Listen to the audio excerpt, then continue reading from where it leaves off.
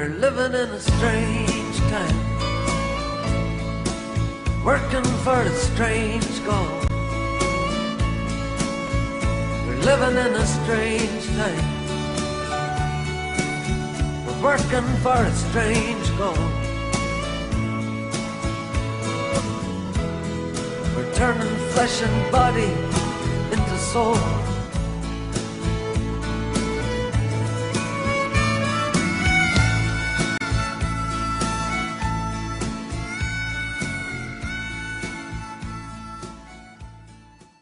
My full name is Inelia del Pilar Ahumada Avila, and I'm also known as Inelia Benz. The subject of the interview is her mission to this planet. You're not only saying that you haven't been here before, ever incarnated, but you haven't been anywhere in the physical universe ever before. You are absolutely new here. Correct, yeah, I entered the time-space matrix, that's a good word, half an hour before I was born. When I first came in and I became aware that I was in time-space, there was certain things I wasn't sure about. One of them was whereabouts in the shift I was. Was it before, during, or after the shift? I didn't know. And the other one was, which timeline am I in? How severe is it? What's going on in this timeline? I didn't know either. And I found out when I was 3, and I wanted out. I honestly didn't think I would be able to do it. At the age of 3? Yeah. And you remember this totally clearly now, looking back? Oh, I've never forgotten it. It used to be a point of humor in my family, How many 3-year-olds do have a nervous breakdown when they find there's war still going on in the planet? And I used to see everything. I had a 360-degree and up and down visual of everything that was going on around me. And I kept falling over time and again because my viewpoint was around here. So I couldn't see what was in front of me as I was walking in the street, for example, and because the head was on the way. It was horrible. I could hardly see anything, and I had to point my head everywhere so I could see what was going on, And I couldn't turn my head all the way around, so I never knew what was going on behind me. It was very disconcerting for quite a long time. But I stopped falling over because I could see what was in front of me. And the abilities that she possesses, which are extraordinary and significant. I was speaking, according to one of my aunts, I was talking completely perfect Spanish when I was 9 months old. Downloaded the language and used it. I used to have complete recall about everything that happened. If I had read a book 10 years ago, you could hold the book in your hands, open any page, give me the page number, and I would recite it. I had that type of memory, but I dropped that at some point. I have no idea why. In the 2 hours which follows, she details what she can do, what she has done, the fun and the problems that she experienced when she was a little girl. Here's this being who's supposed to do this big job and is going through the teenage rebellious stage, And, but I learned very quickly that I shouldn't do that. Because things went terribly wrong when I did, say no. I said something wicked to my mother, and I knew I mustn't say it, and I can't remember what it was. And my hand just came up and slapped me across the face. And I went, oh, that hurt. There are times when you've moved objects around, right? Yeah, but I don't do that very often, for a couple of reasons. When I was a teenager, I used to do it a lot, and it was drawing attention. I said, don't touch that remote control. And he was about to press the button, and then he just drops the control on the floor and goes, ow, ow, and looks at it and he's like, that burnt, And then he picks up the remote control, opens it, and it's all melted inside. And he says, why did you do that? You couldn't have just told me. And I said, I told you not to touch the button. And even now, you can leave your body anytime you want to, go wandering around and travel around the universe and see everything you want to see, right? Yes, yes. And I kind of have to do that because otherwise it's a little bit claustrophobic to be here all the time. Normally if somebody's told, oh, you know, Inelia can read minds, whatever they're trying to hide comes up like right in front of them. So that will be broadcast and I can pick that up. If I saw somebody sick, I would sit next to them so that their level of vibration would rise, and I would do that naturally throughout my entire childhood and through my teenage years and later on. And it's always been a situation where the other person needs help. I was sitting next to him for about an hour or two, and we were talking away. We had a huge long conversation all about different things, different topics and stuff, and all of a sudden he turns around to me and he says, "Where did you learn Portuguese?" And I look at him and says, "Never, I can't speak Portuguese." And he says, "But you've been speaking Portuguese to me for the past hour, 2 hours." He no longer had a terminal illness, he was cured. He had put two and two together, and he came back and he wanted to thank me for healing him and stuff like that. I only have one job, and that's to raise the vibrational level of the planet to a critical point that will allow a transition into the new paradigm, a new level of awareness for everything, for the planets and every being in it, every rock, every insect, every person. And that's my only job, and I will do anything to achieve that. If it means helping somebody who's already awakened and aware and enlightened to reach an even higher level of vibration, then I will do that.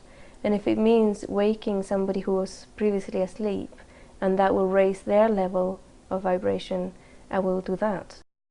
But I don't do anything, I don't have any intention, I don't have any attachment to outcome, I don't have any curiosity, nothing. It's just complete focus. And what appears to happen is that there's something else, whatever it is, the divine force, energy, chi, whatever, comes through and directly into her to resolve and do whatever, that I have no idea what it is. And then it's done. These assignments or missions or tasks, how many of these have you undertaken in your life? It's impossible to say. Hundreds? Thousands? How are we, a large? Very large. A very large number. Yeah, yeah. And like I said, some of them are tiny, you know. Some of them is just going somewhere and being somewhere, or saying something to somebody. Just a little tiny thing that might Right. take a tiny part of one day. Yeah. And then Yeah. something else. I think you told me that there's some assignments that kind of go on For years. for a long time. Yes, for years sometimes. This is so wonderful interviewing someone who's telepathic, because you know exactly what I'm going to ask you now. When you were given me as a target. Okay. Telepathy doesn't work with a video camera. You actually have to say something. You were given my name. Is this right? Right. Bill and Avalon. Bill and Avalon. Yeah. And this didn't mean anything to you? No, nothing. I'd never heard of you before. I'm sorry. So your role basically is a bit like a referee or an umpire in a game. It's to make sure that the game is played fairly and according to the rules, and if anyone is transgressing those rules, then Foul. they're kind of right. Then they're brought into line. Yeah. Right. Yeah. Now, is this, do you think, a one-off intervention? Is this about changing timelines, and that once those points are switched on the railroad track, then beings like you with a functionality like you will no longer have to be here? Yes. That's a good answer. When I've seen psychics look at timelines, they look, like you said, they look like a movie. They go into what's called the Akashic Records and look at it like a movie, while when I do it, I actually go there. So I have to be really careful, because it can change things. It can change the past, it can change the future. There are points in time that they could have been taken out of that mission, either physically, completely, or by just killing their will to carry on in that mission. Or even there's juncture points where the person is about to start their mission, and they're in that kind of decision-making point, and so much negativity is injected into them that they will probably decide not to do it. So I come in and counter that negativity so that they can make a free will choice. Without being negatively influenced. Right. So right. So it's like you shield them from the negative influence, which then allows them to make their free will decision. Exactly. And then they can decide to go ahead. When I walk into that situation, you see, there's no judgment. The moment you inject judgment into darkness, you're gone. You're destroyed. You can't be there. And he was just sitting there, and he was looking at me. And it was all like the complete energy was of pure, unadulterated evil. And I sat next to him. And I just looked. I was just looking at him. And he was looking at me. And I had no agenda, I didn't know what was going to happen or anything. I was just sitting with him. And all of a sudden, he sent a feeling, an image of a request of clemency. It took me by surprise. And as soon as he did that, I felt this huge rush of energy, chi, that was pure, unconditional love towards him. And it just infused him with that light. And he was just, whoa, you know, it's like, it was out of this world. And I was gone out of there. I was back in my body, and I went, whoa, what was that about? You know, what happened to him? These gifts are our birthright. Anybody who reaches a certain level of awareness can do this stuff. It's part of the human toolkit. It's not something that I brought in from outside. This is all wired into every human being. The most extraordinary psychic abilities which are recounted in this interview, they are not the gifts of a special person which we can't possibly aspire to. These gifts are innate in all human beings. This is Inelia's message to us. Anybody can do this. Anybody can do this. The person who goes for a spiritual evolution path will always develop these abilities. It's a natural byproduct of developing in a spiritual way. They can go out and learn these things, and there's some fabulous tools and books out there that can teach them to do these things, but they don't necessarily develop their spirit. Each individual on the planet has control over their own timeline. And that's one of the things that they don't want you to know. Because if the person is able to change their timeline, they're not going to choose one where they're enslaved for the rest of their life. They're going to choose one where they can manifest wherever they like, and live wherever they like, and have a beautiful life. So when we're talking about have we changed the timeline, the correct question would be, have I changed my timeline? And joining those others that want the same timeline that I want. Now I've got the visual metaphor of, in inverted commas, the timeline as actually being this big braided rope made out of millions of little threads, which are intertwined in any number of different permutations to make a timeline. Yes.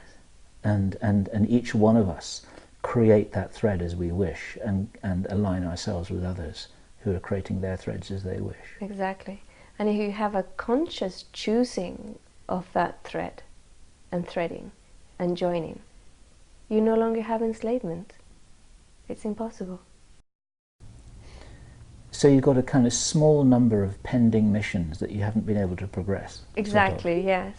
However, on the ones that I have been able to make full contact, each one has been very successful.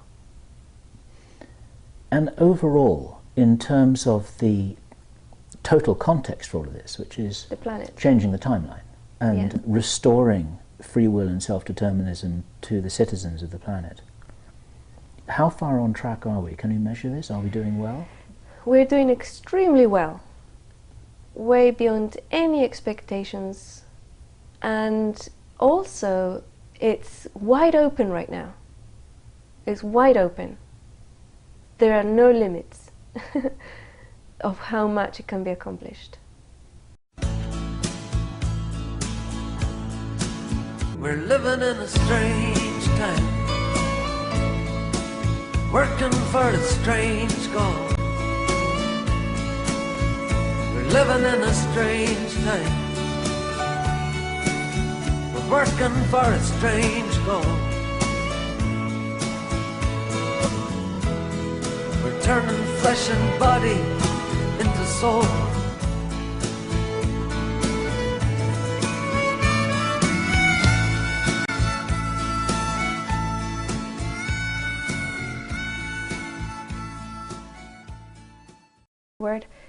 Half an hour before I was born. When I first came in and I became aware that I was in time-space, there was certain things that I wasn't sure about. One of them was whereabouts in the shift I was. Was it before, during, or after the shift? I didn't know. And the other one was which timeline. We're living in a strange time, working for a strange goal. We're living in a strange time. We're working for a strange goal. We're turning flesh and body into soul.